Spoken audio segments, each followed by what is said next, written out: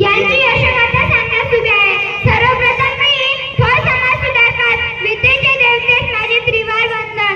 महात्मा ज्योतिबा फुले यांचा जन्म 11 एप्रिल 1827 रोजी सातारा जिल्ह्यातील कटगुण या गावी माळी कुटुंबात झाला. त्यांचे पूर्ण नाव ज्योतिराव गोविंदराव फुले असे होते.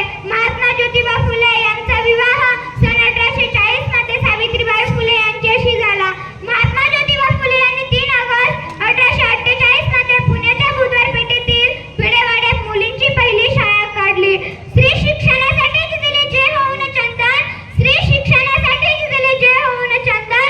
महात्मा ज्योतिबा फुलेंना माझा त्रिवार वंदन. महात्मा ज्योतिबा फुलेंना माझा त्रिवार वंदन.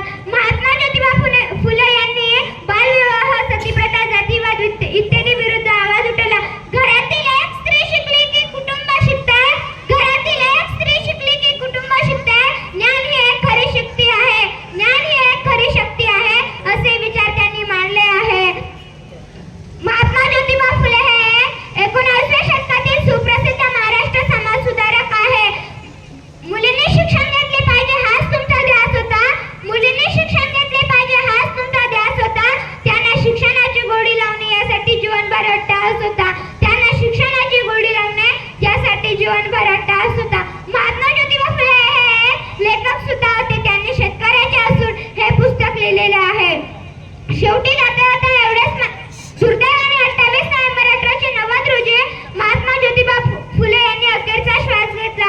आपले संपूर्ण आयुष्य समाजसेवेसाठी समर्पित करणाऱ्या अशा महान व्यक्तीला माझे कोटी कोटी प्रणाम, कोटी कोटी प्रणाम. शेवटला जाता एवढेच म्हणावेसे वाटते की ज्योतिबामुळेच घडली क्रांती ज्योत सावित्री. ज्योतिबामुळेच घडली क्रांती ज्योत सावित्री. म्हणूनच तर आज स्वच्छंदी व्यक्त होत आहे कवयित्री. म्हणूनच तर आज स्वच्छंदी व्यक्त होत आहे कवयित्री. धन्यवाद. वाह, क्या बात है.